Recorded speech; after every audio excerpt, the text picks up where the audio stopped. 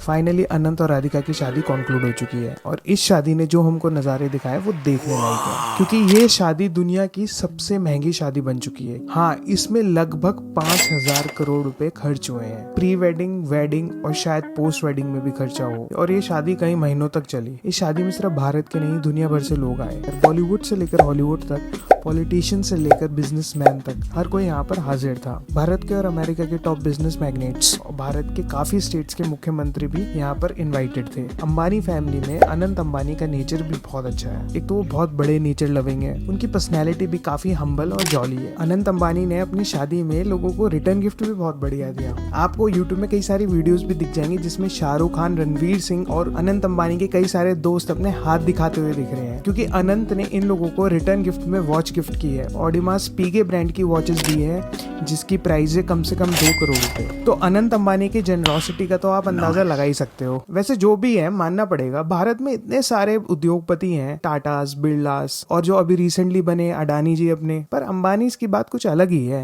और ये पर्सपेक्टिव सिर्फ इंडियंस का नहीं है अंबानी की फैमिली को लेकर, ये दुनिया भर के जितने बिजनेसमैन हैं और पॉलिटिशियंस हैं और दुनिया भर के जो लोग हैं ना, उनका भी परसेप्शन इसी तरीके से है। अब कई लोग ये भी कहेंगे कि इतना पैसा है, डोनेशन कर देते, क्यों इतना खर्चा किया। देखो, डोनेशन तो वो करते हैं, उनकी कई सारी फाउंडेशन है जिसमें वो डोनेशन करते हैं, पर आपको ये भी मानना पड़ेगा जो शादी में 5,000 करोड़ रुपए खर्च किया है वो लोगों की पॉकेट में भी तो गया है। उससे कई लोगों का रोजगार हुआ है। जिन लेबर्स ने शादी में जो काम किया है उनको वहाँ पर 2,500-3 हजार रुपए मिले हैं पर डे का। अगर वही लेबर बाहर काम करता तो उसे 500 या 1,000 रुपए मिलते हैं। वैसे भी पैसे का नियम है, आपने कमाया उसे खर्चा तो करना पड़ेगा। डोनेशन तो करते हैं, साथ में खर्चा भी कर दिया, उसे कई लोगों का काम हो गया। बनारस फूड में बहुत फेमस है, और आपको एक बात बताऊं, इस शादी में बनारस की गलियों को भी मिमिक कर रखा था। कहने का मतलब है, अगर आप इस शादी में जाते तो कई स्टेजेस ऐसी बना रखी थी जहाँ पर आपको बिल्कुल ऐसा लगता है जैसे आप बनारस की गलियों में आ गए, और फूड एक्सपीरियंस बिल्कुल सिमिलर था। तब भी आप कहोगे ये खर्चा तो खर्चा है, पर मैं नहीं कहूंगा, मैं अभी भी यही कहूंगा ये खर्चा सिर्फ कहने के लिए है,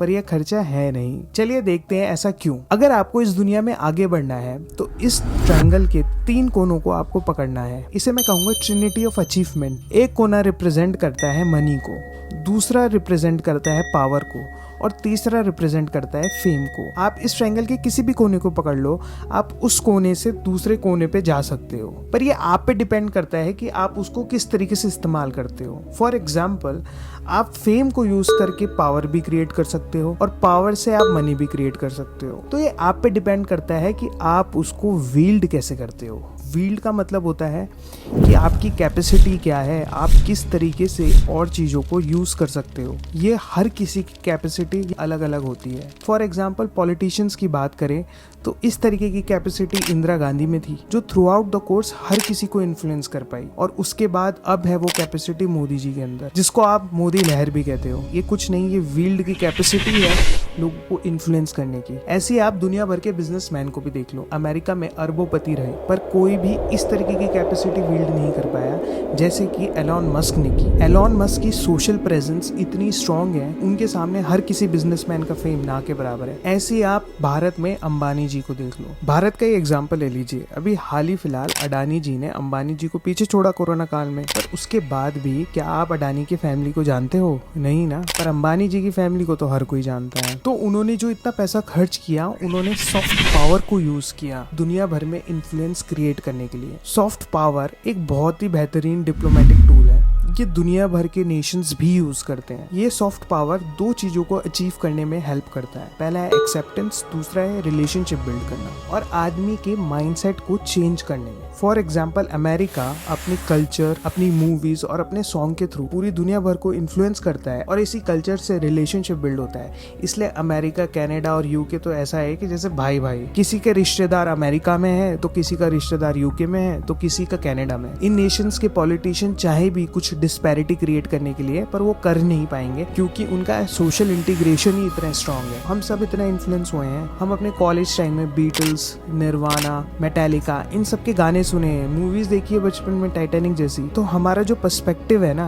वो अमेरिका के लिए अलग ही है। अमेरिकन ड्रीम एक बहुत बड़ा सेंटिमेंट बन गया है। वेस्टर्न सिविलाइजेशन का इन्फ्लुएंस इतना स्ट्रांग हो चुका है और वैसे भी आज के डेट में वॉर किसी भी नेशन के लिए फिजिबल नहीं है। तो ये सॉफ्ट पावर एक बहुत बड़ा डिप्लोमेटिक टूल बन जाता है। अंबानी जी ने इसी सॉफ्ट पावर को यूज किया है। उन्होंने जो इतनी एक्स्ट्रावेगेंट वेडिंग की है, उन्होंने दुनिया भर में अपनी सॉफ्ट पावर का डंका बजाया है। पूरे बॉलीवुड में उनका इतना ज्यादा इन्फ्लुएंस है कि आप जानते ही हो, वो सब उनकी शादी में नाचते हैं, गाते हैं और जमीन पे बैठते हैं और साथ में मेहमानों को खाना भी खिलाते हैं। तो एक तरीके से देखा जाए तो ये जो खर्चा था ये एक तरीके से मार्केटिंग थी। ये मार्केटिंग किस चीज की थी? ये मार्केटिंग थी ब्रांड वैल्यू की, ये मार्केटिंग थी इन्फ्लुएंस की, ये मार्केटिंग थी रिलेशनशिप बिल्ड करने की, ये मार्केटिंग थी एक्सेप्टेंस की। इसका लाइव एग्जांपल भी है। आप स्टॉक मार्केट में रिलायंस इंडस्ट्रीज के शेयर जाके देख लो। 3 साल के कंसोलिडेशन को तोड़कर रिलायंस इंडस्ट्री के स्टॉक्स आसमान छू रहे हैं। ये सोशल एक्सेप्टेंस है कि हाँ, रिलायंस एक जायंट है। लोग इन्फ्लुएंस हो रहे हैं और उनका ट्रस्ट बिल्ड हो रहा है। यहाँ तक कि ये लोग फंडिंग भी करते हैं और नेशंस के इलेक्शन में। ऑस्ट्रेलिया की एक रिपोर्ट आई थी जिसमें इलेक्शंस में 77% डोनेशंस सिर्फ 10 लोगों ने दिया था और वो कोई नहीं बिजनेसमैन थे। पिछले साल ब्रुकफील्ड कॉर्पोरेशन, जो कि ऑल्टरनेटिव एसेट मैनेजमेंट कंपनी है,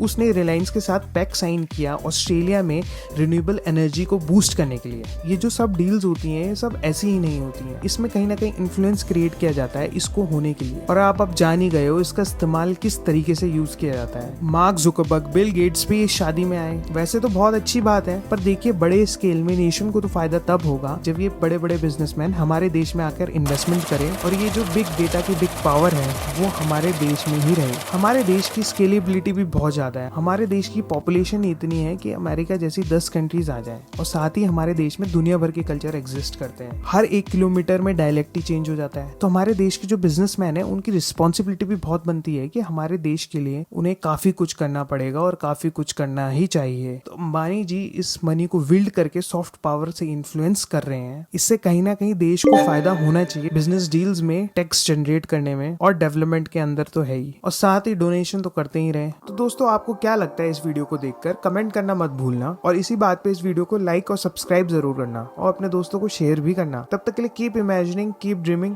बिकॉज इमेजिनेशन इज लाइफ। जय हिंद, जय भारत।